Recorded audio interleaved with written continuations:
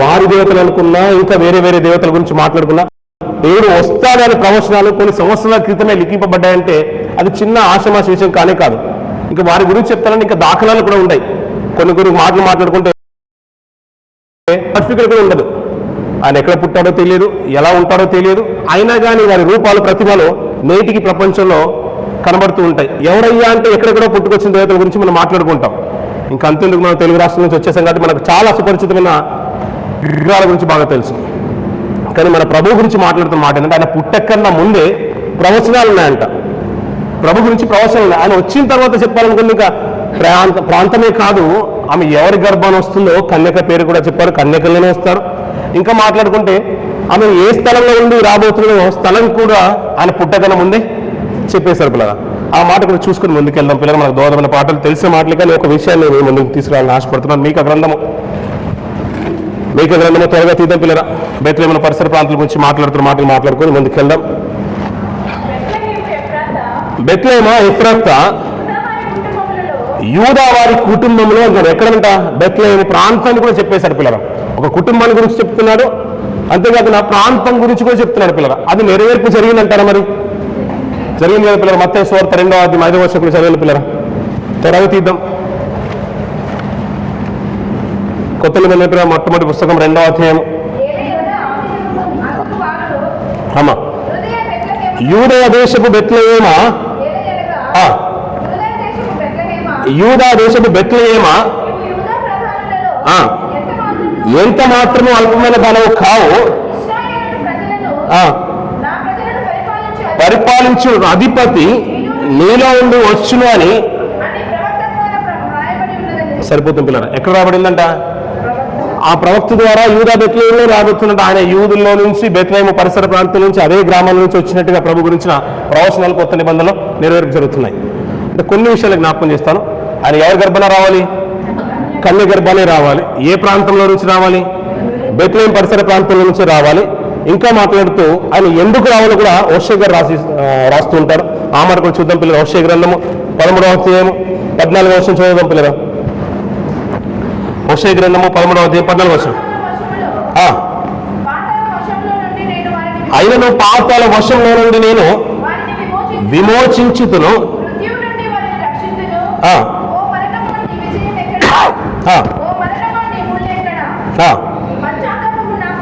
సరిపోతుంది పిల్లరా. పాతాళంలో నుండి విమోచించడానికి వస్తుందంట. ఇంకా మాట్లాడితే ఏమంటాడు? మృత్యు నుండి వారిని రక్షిస్తాడంట పిల్లరా. ఆయన ప్రభు యొక్క కారణాలు చాలా ఉన్నాయి, ఆయనకు రాకని కట్టే కారణాలు. అందులో కొన్ని విషయాలు ప్రస్తావిస్తూ మనం ఈ రోజుకి మనం ధ్యానం చేద్దాం. ఆయన బెత్లెహేము పరిసర ప్రాంతం నుంచి రావాలి, అంతేకాదు కన్య గర్భం నుంచి రావాలి. ఆయన వచ్చే ఉద్దేశం ఏంటంటే పాతాళం నుంచి వారి ప్రాణాలని విమోచించాలంట, మరణం నుంచి అంటే మృత్యు నుంచి వారిని రక్షించాలంట పిల్లరా. ఆయన రాకల్లోని ఉద్దేశం. ఈ వచనం కూడా నెరవేర్పు జరిగిన సందర్భాన్ని మనం పౌలు గారు గొప్పగా రాస్తుంటారు 15వ అధ్యాయంలో. తెలుసు కదా, మరణమా నీ ముళ్ళెక్కడ. ఆ మాట చదువుతూ ఉంటే మనకి ఇంకా గూస్ బంప్స్ వచ్చే మాట. చూద్దాం జ్ఞాని అయిన మాట. కొరింథీయుల రాసిన పత్రిక 15వ అధ్యాయం. త్వరగా తీద్దాం పిల్లరా. నీ విషయం ఎక్కడ? నీ ముళ్ళు ఎక్కడ? మరణపు ముళ్ళు పాపమే కదా, ధర్మశాస్త్రమే. అయినను మన ప్రభువైన అయిన యేసుక్రీస్తు మూలముగా మనకు జయం అనుగ్రహించుచున్న దేవునికి స్తోత్రము కలుగును గాక అంటాడు. ఎవరి ద్వారా జయం కలిగిందంట? ప్రభు అయిన యేసుక్రీస్తు ద్వారా జయం కలిగిందంట. అంటే ఇది ఎవరు నెరవేర్చేశారు అంటే సాక్షాత్తు మన ప్రభు అయిన యేసు వారే ఈ ప్రవచనాన్ని కూడా నెరవేర్పు జరిగేశాడు. ఇవన్నీ కూడా మాకు బాగా తెలుసని మీరు ఒక్క మాటలు కొట్టిపడేస్తారు. అవునంటారా కాదంటారు పిల్లరా? ఆయన కన్య గర్భాన్ని రావాలి, బెత్లెహేము పరిసర ప్రాంతంలో నుంచి రావాలి. ఆయన వస్తే మరణం నుంచి, ఆ మృత్యు నుంచి మనల్ని రక్షించాలి.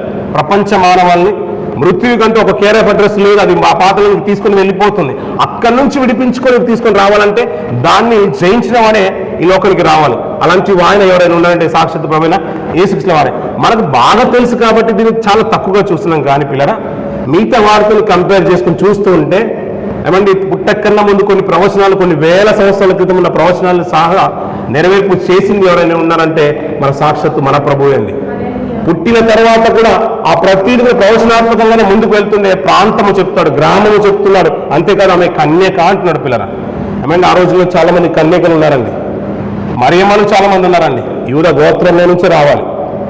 అలాంటి పరిశుద్ధురాలే మరియ కావాలనుకున్నాడు. ఎలాగైతే తన లేఖనాలు ప్రవచనాలు నెరవేర్పు జరగడానికి సంసిద్ధమవుతున్నాయో ఆ మరియను ఎన్నుకున్నాడు, ఆ గ్రామాన్ని ఎన్నుకున్నాడు. ఆయన వచ్చిన తర్వాత 33 సంవత్సరాల జీవిత కాలంలో ఆయన తీసుకున్న ప్రతి నిర్ణయమేమో లేఖనాలను నెరవేర్చడానికి తీసుకున్నాడు. ఇది మనకు బాగా తెలుసు పిల్లలు. కానీ కన్యక నిజంగా కనగలుగుతుందంటారా? కన్యక గర్భాన ప్రభు వచ్చేస్తుంటే చాలా మంది నమ్మడానికి కొద్ది మనకు కూడా కొద్ది జ్ఞానం ఎక్కువైపోయింది అనుకోండి. పుస్తకం బాగా తిరిగేసాం అనుకోండి, మనకు కూడా కొన్ని ఆలోచనలు వస్తుంటాయి, ఎలా సాధ్యమండి అని. కొన్ని మాటలు మనకు జ్ఞాపకం చేసుకున్న పిల్లలు. ఫ్రమ్ ద బిగినింగ్లో ఆదాము అవ్వ గారిని చేసిన ఆ చరిత్ర అంతా కూడా మనకు బాగా తెలుసు. ఆది కాండములు ఎలా చేశాడంట? ఆదాము గారిని నేల మంటితోని ఒక మనిషికి రూపం ఇచ్చేసాడంట పిల్లలు. అంటే మనకు పుట్టుకలు చాలా కనబడుతూ ఉంటాయి. అంటే ప్రభువు యేసు గారిని ఒక ప్రత్యేకమైన స్థానం ఇచ్చి ఆయన కన్య గర్భాన వచ్చిన మనం ఎలాగైతే విశ్వసిస్తున్నామో, అంటే కన్యక కనగలుగుతుందా అంటే ఆయన ఒక స్థానాన్ని పక్కన పెట్టి మిగతా జనాల గురించి మాట్లాడుకుంటే, అంటే పుట్టుక ఎలా జరిగింది సృష్టిలో అంటే ఆదాము గారి పుట్టుక మన కళ్ళ ముందుకు వస్తుంది. దేవుడు అంట నేల మంటితో ఆదాము గారిని నిర్మించేశానంట పిల్లల. అంటే ఒక ప్రక్రియను ప్రపంచానికి తెలియజేస్తున్నాడు. ఎలా మనుషులు పుట్టుకొస్తున్నారు అంటే మంటితో దేవుడు ఒక మనిషికి రూపం ఇస్తున్నాడంట పిల్లల. అక్కడ ఒక పుట్టుక కనబడుతుంది, ఒక భర్త అక్కడ కనబడుతుంది. ఎలా పుట్టుకొస్తున్నారంటే నేల మంటితో దేవుడు నరుని నిర్మించేశాడంట. మనకు తెలుసు కదా ఆది కాండంలో. అలా మరి రెండవ జననం ఎలా పుట్టిందంటే మళ్ళీ మట్టిని తీసుకోలేదు దేవుడు. ఎలా తీసుకున్నాడు?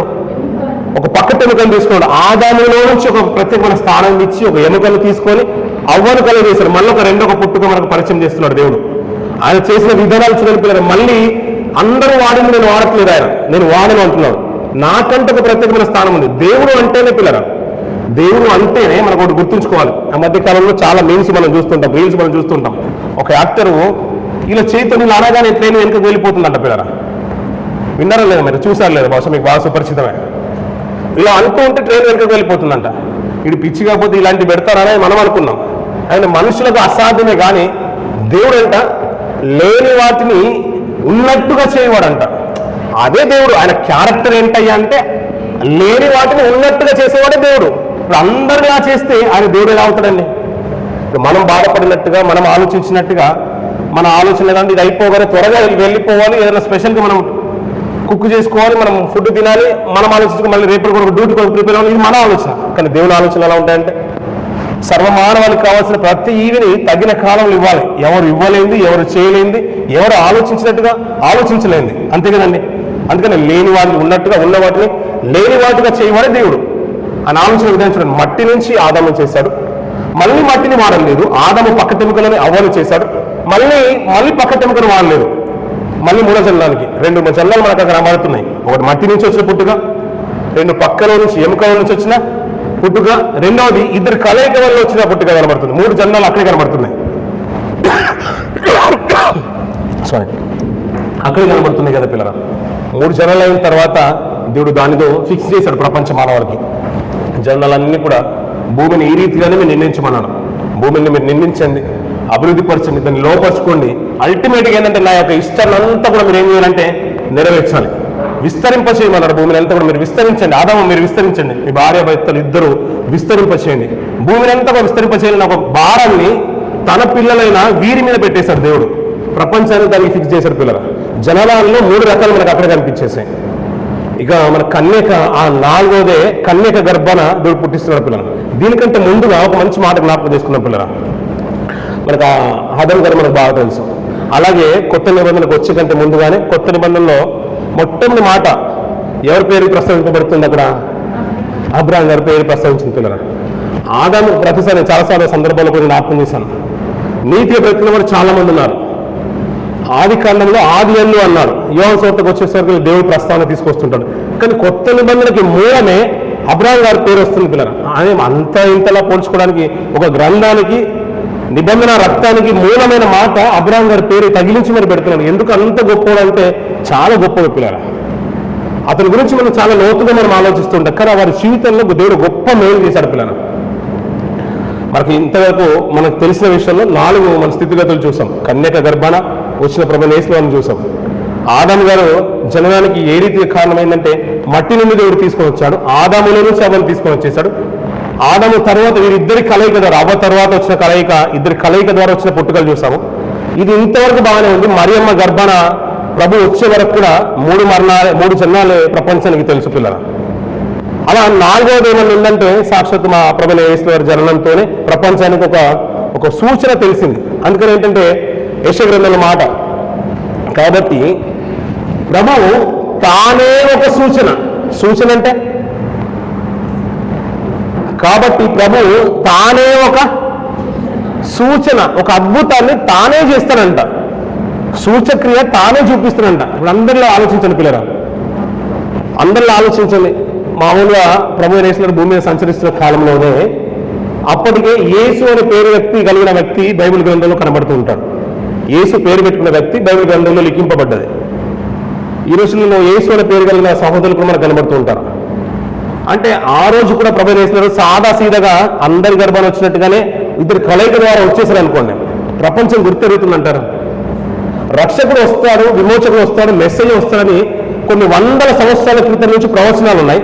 తీరా ప్రభు వచ్చింది ఏంటంటే ఆషామాసి వ్యవహారంగా ఒక కుటుంబం నుంచి వచ్చేసారు అనుకోండి, ఎవరైనా గుర్తెరుగుతారంటారా? ఎవరు గుర్తెరగారు. అందుకనే ఇందాక చదువుకున్న మాట అది మళ్ళీ చదవండి, 7వ అధ్యాయం 14వ వచనం యెషయా గ్రంథం. కాబట్టి ప్రభు తానే ఒక సూచన మీకు చూపును, ఆలకించుడి, కన్యక గర్భవతి సరిపోతుంది పిల్లలు. ఎవరు కనాలంట? కన్యక ఎందుకు కనాలంటే ఒక సూచక్రియ లాంటిది ఉండాలి. ఒక అద్భుతం జరిగితే అద్భుతం చేయమని మనం ఎన్ని పాటలు అయితే పాడతామో, అద్భుతం లేకుండా మీరు ఎవరు వస్తారా పిల్లరా? ఎవరు రారు పిల్లరా.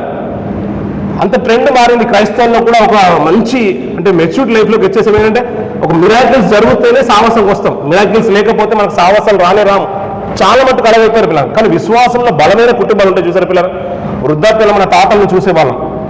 ఎన్ని కష్టాలను ఉండని సాహసం రోజున వాళ్ళు ఎక్కడికి వెళ్ళరు పిల్లరా. ఒక నిష్ఠతో ఉంటారు. పొద్దున్నే స్నానం చేసేసి అన్ని కావాల్సిన సదుపాయాలన్నీ కూడా అరేంజ్ చేసుకుని వెంటనే చర్చిలో ఉంటారు.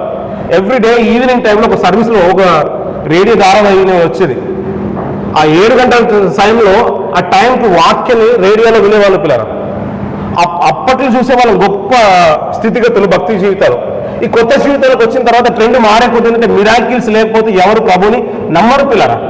అందుకనే ఇజ్రాయేల్ జనాంగం గురించి ప్రభువుకు బాగా తెలుసు కాబట్టి ప్రభు తానే ఒక సూచన మీకు చూపిస్తాడు. ఆ సూచక్రియ ద్వారానే నా కుమారుని ప్రపంచానికి పరిచయం చేయాలనుకున్నాడు. ఎందుకు అన్నాడంటే నిర్గమకాండము 4వ అధ్యాయంకి వచ్చిన పిల్లలు ఒక మాట చూద్దాం. నిర్గమకాండము 4వ అధ్యాయం 7-8 వర్షం చదువుదాం పిల్లరా. అమ్మా తర్వాత ఆయన నీ చెయ్యి మళ్ళా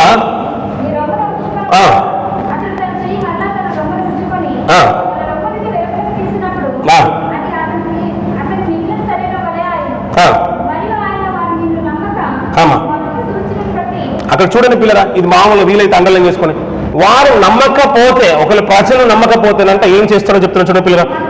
మొదట సూచనను బట్టి వినకపోయిన ఎడల అంటే ఒకసారి సూచక్రియ చేస్తానంట మోషే గారు. ఒకవేళ ప్రజలు నీకు ప్రత్యక్షమైంది యెహోవాని నమ్మకపోతేనంట మళ్ళీ ఇంకొక సూచక్రియ చేస్తానంటున్నాడు. అంటే సూచక్రియ చేస్తేనే ప్రజలు ఏం చేస్తారు? నమ్ముతారు. అంటే ఏ జనాంగం అది? ఇశ్రాయేల్ జనాంగం గురించి చెప్తున్నాడు, తన ప్రజల గురించి చెప్తున్నాడు. మనం కూడా పిల్లల సూచక్రియలు జరిగితేనే మనం నమ్ముతాం పిల్లరా. మనం ప్రార్థించుకున్నప్పుడు మనకు ప్రతిఫలం దక్కలేదు అనుకోండి పిల్లలు చాలా విసిగిపోతాం. చాలా మంది సహోదరులు ఏంటంటే దేవుడి కుటుంబాల్లో పిల్లరా నాకు గర్భఫలం కోసం ఎదురు చూస్తున్నానండి, ప్రార్థించండి అన్నప్పుడు ప్రార్థన చేశాము, ఆడపిల్ల వచ్చేసిందని సహవాసం మానేశారు. చాలా బాధ అనిపించింది. అయితే దానికి దీనికి సంబంధం ఏంటండి? ఇప్పుడు లేని వారిని పక్కన పెట్టుకొని నువ్వు ఉన్న స్థితిని బట్టి నువ్వు ఆలోచించు. ఎంత భాగ్యులం మనం. ఆడపిల్ల పుట్టిందని సహవాసం మానుకోవడానికి ఎవరి మీద ద్వేషం, ఎవరి మీద కోపం అండి? ఇది మన సంఘంలో జరిగే స్థితి గురించి చెప్తున్నాను. మీకు ఇంకా తెలుసో లేదో ఆ వార్త. ఇప్పుడు మీరు అందరూ చెప్పేయండి, నేను చెప్పేశాను మీకు. ఆడపిల్ల పుట్టిందని సావాసం మానుకున్నాం. ఎక్కడికి వెళ్ళిపోయామండి మనం? ఏ స్థితిలో ఉన్నామండి మనం? ఒక సూచక్రియ బట్టి నమ్మకపోతేనంటే తన ప్రజల గురించి చెప్తాను. దేవుడు చెప్తున్న మాట, మోషే నువ్వు అంటున్నావు కదా యెహోవా ప్రత్యక్షం కాలేదని ప్రజలు అంటారేమో, నేను ఒక సూచక్రియ చేయమంటున్నాను కదా. అది చేసిన తర్వాత కూడా నమ్మకపోతే మళ్ళీ రెండొక సూచక్రియ చేయంటున్నాను. కింద చూడండి పిల్లలు, వారి 2 సూచనలు బట్టి నమ్మక నీ మాట వినకపోయినా ఎడలా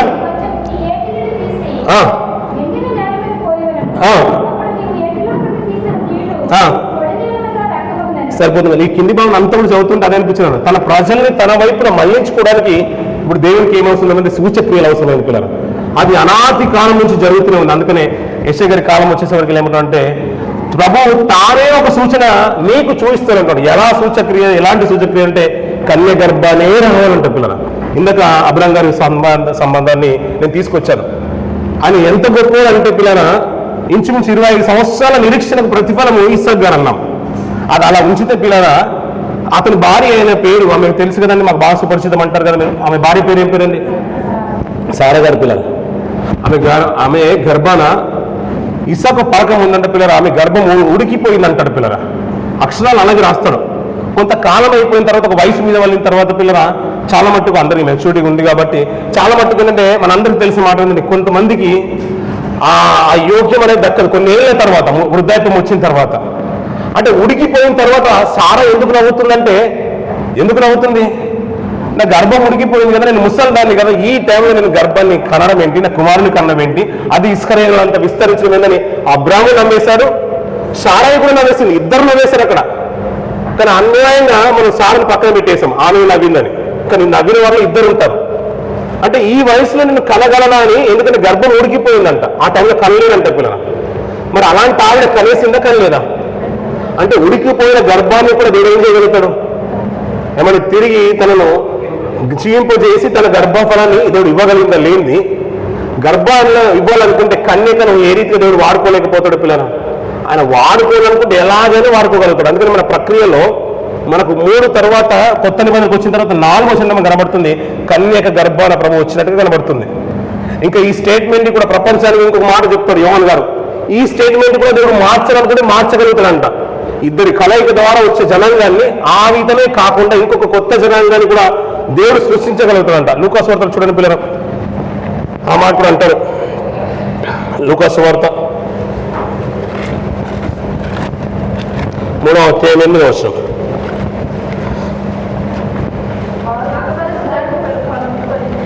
అమ్మా,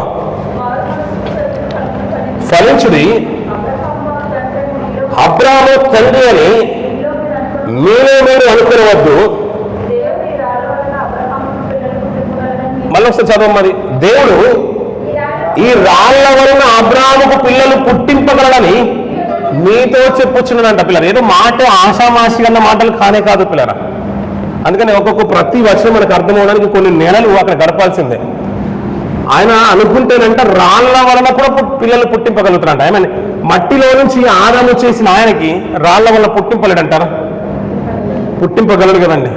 అందుకని ఉడికిపోయిన గర్భం నుంచి ఇస్సాకు గర్భఫలంగా వారికి ఇచ్చినప్పుడు అదే గర్భఫలం లేని, అంటే ఏమాత్రం ఒక వివాహం లేని, వివాహం జరగని ఆ స్త్రీకి కన్యక ద్వారా దేవుడు ప్రవేశపెట్టలేడంటారు పిల్ల. అది అసాధ్యమైందంటారు. అంటే దీన్ని ఆలోచించడానికి మన మేధాశక్తి అందదు అంతే.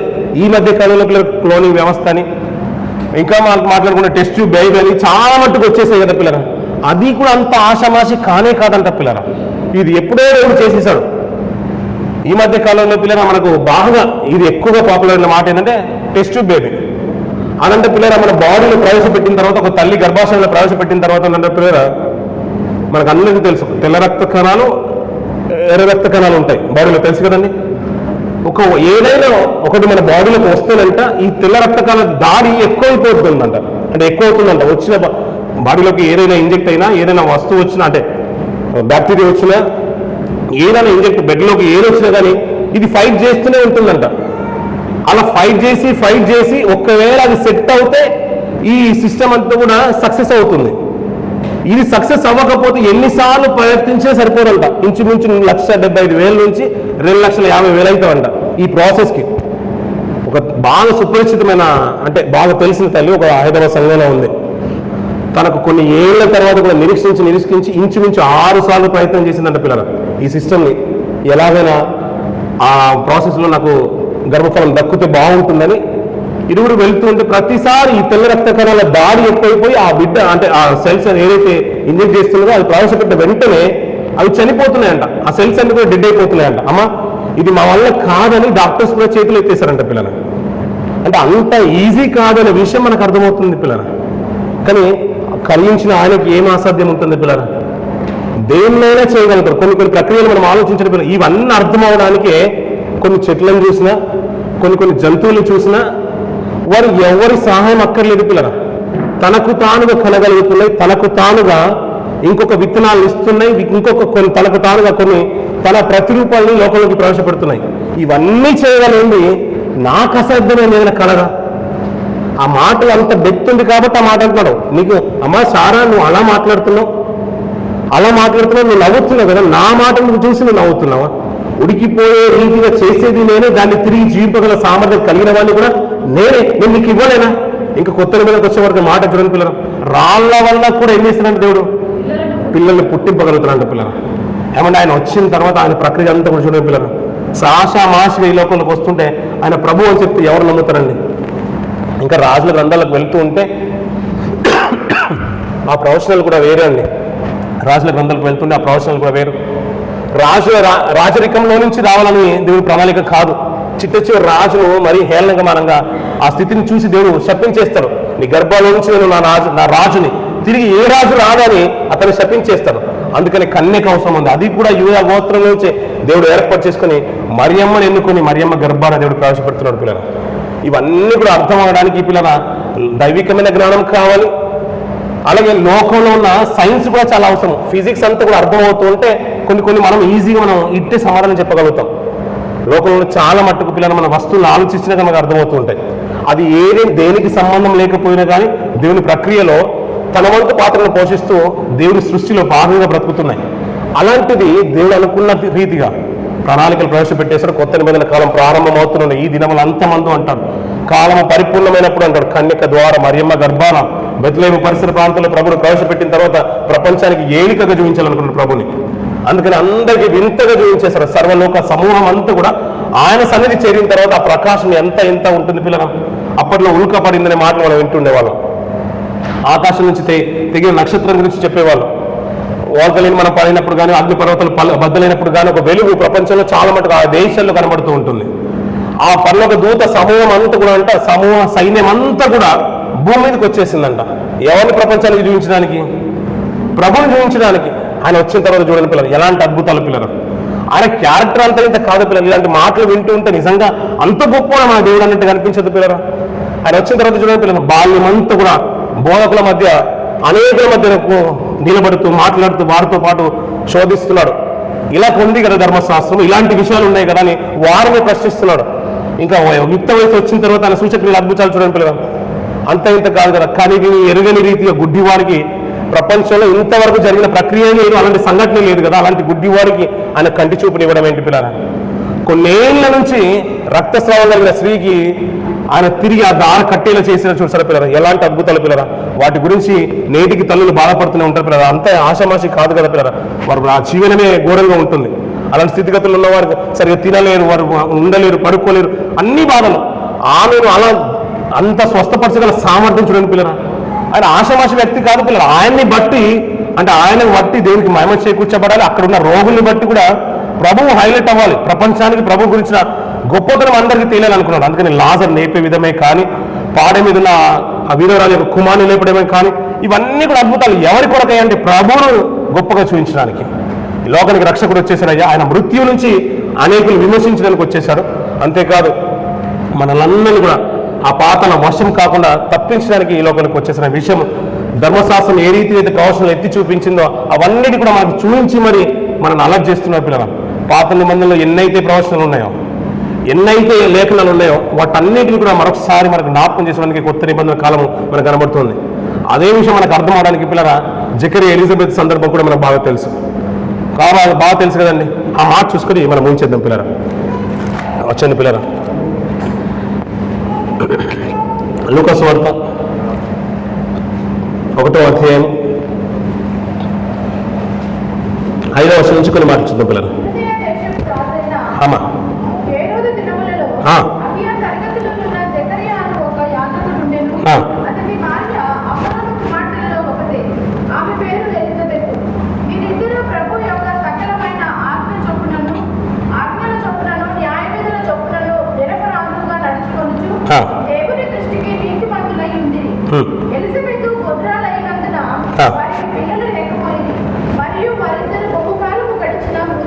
సరిపోతుంది పిల్లలు.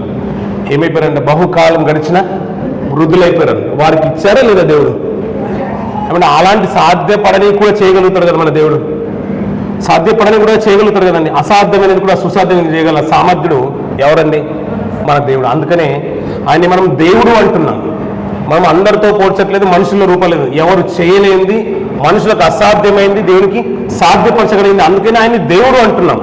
అందుకని కన్యక గర్భాన కూడా ఆయన పుట్టింపగలనే విషయం మనకు అర్థమవడానికి ఎన్ని చందాలు మన ముందునే ఉన్నాయి పిల్లలు. మనం ఆలోచించక దాన్ని చాలా తక్కువగా అనుకుంటాం. లోకంలో ఉన్నవారు ఎవరైనా ప్రశ్నించారనుకోండి, చాలా ప్రశ్నిస్తుండండి, ఇలాంటి వారికి ఏ సేవకులు కూడా సమాధానం చెప్పలేరనే ఒక ఆలోచనలో మనం వెళ్ళిపోతాం. నిజమే అనిపిస్తుంది, అవునండి ఇది ఎలా సాధ్యం అనిపిస్తుంది. కొన్ని మన కళ్ళ ముందున్న సంఘటనలు మనం చూస్తూ ఉంటే, రాళ్లలో నుంచి నీళ్ళు వస్తూ ఉంటే, రాతి నుంచి ఇసుక నుంచి నూనె తీస్తూ ఉంటే, ఇలాంటివన్నీ కూడా చూస్తుంటే అది ఎలా సాధ్యమో అనే విషయం మనకు ఒక ప్రశ్న కనుక మన మెదల్లో మనం ఉంటే అది రైజ్ అవుతే పిల్లలు మన క్వశ్చన్ కనుక మనం పెట్టుకుంటే, ఇలాంటి దేవునికి సమస్తము సాధ్యమైన విషయం మనకు అర్థమైపోవాలి పిల్లలు. కన్యకైనా కూడా కనగలుగుతుంది దేవుడు ఆజ్ఞాపిస్తే. ఈ విషయాలు అర్థం అవడానికి ఇంకా జకర్యా ఎలిజబెత్ను పెడుతున్నాడు పిల్లలు. అక్కడ జకర్యాతో మాట్లాడుతున్న మాట, దూత మాట్లాడుతున్న మాట ఏంటంటే, జకర్యా నీ ప్రార్థన వినబడింది. అంటే జకర్యా ప్రార్థన చేస్తాడా చేయలేదండి? చేశాడు. ఏమని చేసి ఉంటాడు పిల్లరా? ఏమని చేసి ఉంటాడు? మంచిది పిల్లరా, 5 నిమిషాలు. జకర్యా గారు ప్రార్థన చేసి ఉంటారు కాబట్టి జకర్యా గారి గురించి దూత మాట్లాడుతున్న మాట, నేను దేవుని సముఖం అందు నిలిచి గాబ్రియేలు దూతను, నీ ప్రార్థన నాకు వినబడింది అన్నాడు. అందుకనే ప్రతిఫలంగా ఏమిస్తున్నాడు చూడండి కింద, నీ భార్య అయిన ఎలిజబెత్ 11 జకర్యా భయపడకుము, నీ ప్రార్థన వినబడింది, నీ భార్య అయిన ఎలిజబెత్ నీకు కుమారుని కనును, అతనికి యోహాను పేరు పెట్టుదు అంటున్నాడు పిల్లలు. ఇప్పుడు ప్రార్థన చేశాడు కాబట్టి ప్రార్థన ఎక్కడికి వినబడింది? దేవుని సన్నిధికి వెళ్ళింది. అందుకని ప్రతిఫలంగా దేవుడు ఏమిస్తున్నాడు? నీ కుమారుని వేస్తాడు. ఇప్పుడు ఏమని ప్రార్థన చేసి ఉంటాడు? ఇప్పుడు మన సంఘం అంతా కూడా ప్రార్థన చేస్తున్నాం. ఒకరి గురించి, ఒక జాబ్ గురించి విజిట్లో ఉన్నారు, ప్రార్థన చేస్తున్నాం. జాబ్ వచ్చేసింది అనుకోండి, అప్పుడు దేవుడు మనకు మాట వచ్చిన మాట, మనం కూడా ఏమన్నా మాట ఏమంటే, మీ అందరి ప్రార్థన దేవుడు విన్నాడు కాబట్టి నాకు జాబ్ వచ్చిందని సాక్ష్యం చెప్తాను. అంతే కదండి. అంటే అంతకుముందు మన ప్రార్థన ఏం చేసామని? జాబు పరగ కదా. ఏమన్నా ఇంత వయసు వచ్చిన జకర్యా ఎలిజబెత్లు, జకర్యా యాజక ధర్మాన్ని చేస్తున్న జకర్యా, ఆయన సన్నిధిలో ఉన్న ఆయన, ధూపం వేసి ఆయన, అభియ తరగతిలో ఉన్న ఈయన, ఆహారంలో కుటుంబంలో ఉన్న ఈ వీళ్ళు దేవుని సన్నిధిలో నిలబడి యాజకుడు తన కొరకే ప్రార్థన చేసుకుని ఉంటాడా? ఏమని నా మాట అర్థమవుతుందండి. ఇప్పుడు సంఘంలో నిలబడి నేను మార్చి నా భార్య గురించి, నా పిల్లల గురించి నేను చెప్తున్నాను అనుకోండి, ఏమన్నా ఈయనకే ఉన్నారా భార్య పిల్లలు, ఈయనే ఉన్నారా, వీళ్ళ గురించి మాట్లాడి ఎంత షేమ్ ఉంటుందండి. ఏమైనా మీకు అనిపిస్తుందా లేదా? నాకైతే అనిపిస్తుంది. అందరూ పనువారు నా కుటుంబం గురించి చెప్పడానికి నాకు మనసు రాదండి, మీకు అనిపిస్తుందండి. ఇప్పుడు సేవకుడు ఉన్న నేను కానీ మా తోట సేవకులు ప్రతిసారి నా కుటుంబం గురించి హెచ్చించుకున్నాం అనుకో, మీరేమనుకుంటారండి? అంటే మాకు లేవ కుటుంబాలు అనుకోరండి. అనుకుంటే కామన్ కదండి. అందరి గురించి చేసినప్పుడు నా కుటుంబం గురించి, మీ కుటుంబం గురించి పొరపాటు లేదు. ప్రత్యేకంగా నా కుటుంబాన్ని నేను హైలైట్ చేసుకుంటాను అనుకున్నాను ప్రతిసారి. ఎలా ఉంటుంది? అందుకని జకర్యా ఇప్పుడు దేవుని సన్నిధిలో యాజక ధర్మం చేస్తున్నాడు. ఇప్పుడు ఏమని ప్రార్థన చేసి ఉంటాడు? ఏమని ప్రార్థన చేసి ఉంటే అది ఆయన సన్నిధికి చేరి ఉంటుంది. ఆ దానికి ప్రతిఫలంగా నీ భార్య గర్భిణి అవుతుంది, నీకు ప్రతిఫలంగా నీ కుమారుని ఇస్తాను, అతనికి యోహాను అనే పేరు కూడా పెడతామని దూత వర్తమానం చెప్తుంది పిల్లరా. ఎందుకంటే ప్రవచనాలు నెరవేర్పు జరగాలంటే, క్రీస్తు రాకలు జరగాలంటే దానికంటే ముందు ఒక ప్రవక్త రావాలి ఆయన మార్గాన్ని సరళం చేయడానికి. ఆ ప్రవచనాలు నెరవేర్పు కావాలి కాబట్టి అతని విమోచన కొరకు, విమోచకుడి కొరకు, రక్షకుడి కొరకు సువిధానం మనకు కనబడుతూ ఉంటాడు. ఇంకొక స్త్రీ కనబడుతుంది దేవాలయంలో కొన్ని సంవత్సరాలుగా అన్నాను, ఒక ప్రవక్తని కనబడుతుంది. వీరందరి యొక్క నిరీక్షణ ప్రతిఫలం ఏంటంటే యోహాను గారు ముందు రావాలి. ప్రభు రావాలంటే ఎవరు రావాలి ముందుగా? ఏలి యొక్క ఆత్మయు ఏలి యొక్క శక్తియు గలవాడైనా ఎవరు రావాలి? ఇప్పుడు యోహాను రావాలి. ఇప్పుడు ఈ జకర్యా ఏమని ప్రార్థించి ఉండాలి? నీ రక్షకుని బయలుపరచు తండ్రి అని ప్రార్థన చేయాలి. నీ రక్షకుడు రావాలి, ప్రపంచ మానవాళి కొరకు మోక్షణ తీసుకురావడానికి, రక్షణ తీసుకురావడానికి, మృత్యులో నుంచి అనేక ఆత్మలను రక్షించడానికి, పాపల వశం కాకుండా నీ పిల్లలందరూ కూడా రక్షించడానికి మాకు విమోచకుడు కావాలి, మాకు మెస్సేజ్ కావాలి. నేను తప్పకుండా పంపిస్తాను. జకర్యా నీ ప్రార్థన వినబడింది. నీ కోసమే ప్రార్థించుకోవట్లేదు, నీ ఇజ్రాయేల్ సమాజం అంతటి గురించి ప్రార్థన చేస్తున్నావు, ప్రపంచ మానవాళి కొరకు ప్రార్థన చేస్తావు. అందుకనే అది ఎవరి గుండెనే కాదు, నీ భార్య తరపునే వస్తుంది, నీ కుటుంబంలోనే ప్రారంభమవుతుంది. వృద్ధాప్యంలోనే ఎండిన గర్భాన్ని పిల్లరా, అప్పటికే ఉడికిపోయిన గర్భాన్ని వృద్ధులైన వారి కుటుంబంలో కూడా వింత చేయగలేనిది కన్యక గర్భాన ప్రభువుని రప్పించలేడు దేవుడు. ఆయనకు అసాధ్యమైన ఉందంటారా పిల్లరా? అందుకని మన ప్రార్థన ఎలా ఉండాలంటే పిల్లరా, మన గురించి మనం ప్రార్థన చేసుకోవడం తప్పులేదు, కానీ ప్రపంచ మానవాళి కొరకు, సమాజం కొరకు, సంఘం కొరకు ప్రస్తావన ముందుంటే వీరు నా కోసం ప్రార్థన చేయట్లేదు. అంటే దేవుడి కొరకు ఆలోచన ఉంటే వారు స్వార్థం కొరకు ప్రార్థించుకోవట్లేదు, ఎదుటి వారి గురించి ప్రార్థన చేస్తున్నాడు కాబట్టి వారి గురించి కూడా ప్రార్థన చేసడానికి తన కుటుంబాన్ని లేవడతారు, ఒక సంఘం లేవడతారు. అందుకని స్త్రీల సమాజం ప్రార్థించినప్పుడు కానీ, యవనస్తులు ప్రార్థన చేసినప్పుడు, ఉపవాస ప్రార్థన చేసినప్పుడు కానీ వాళ్ళ ప్రార్థనల అవసరం గురించి ఎక్కువగా ప్రార్థన చేస్తుంటాం. వారి కోసం ప్రార్థన చేస్తున్నాం, ఎదుటి వారి కొరకు. అప్పుడు మనందరి పని ఎవరు చూస్తారు? దేవుడు చూస్తాడు. ఇప్పుడు వారు బహుగా ఆశీర్వదింపబడ్డారు అనుకోండి, దానివల్ల సంఘంలో ఒక కార్యక్రమం జరిగింది, అందరికీ వీళ్ళు ప్రార్థనకు ఆహ్వానిస్తారు, కార్యక్రమానికి పిలుస్తారు. అప్పుడు అందరూ తృప్తి పడేదే కదా. అందరు కార్యక్రమంలో దేవునికి కృతజ్ఞతాస్తుతి చెల్లిస్తాం. దేవా వారి జీవితంలో మేలు చేశారు కాబట్టి సంఘంలో ఇలాంటి కార్యక్రమం జరిగిందని దేవునికి కృతజ్ఞతాస్తుతి చెల్లిస్తాం. అందుకని భక్తుల జీవితాలు చూసినప్పుడు కానీ, ప్రవక్తల జీవితాలు చూసినా కానీ, యాజక ధర్మాన్ని చేసే ఈ జక్కరి జీవితం చూసినా కానీ తనకు తానుగా ప్రార్థించుకోవడం అనిపించదు. ఎందుకంటే ఇశ్రాయేలుకు విమోచకుడు కావాలి.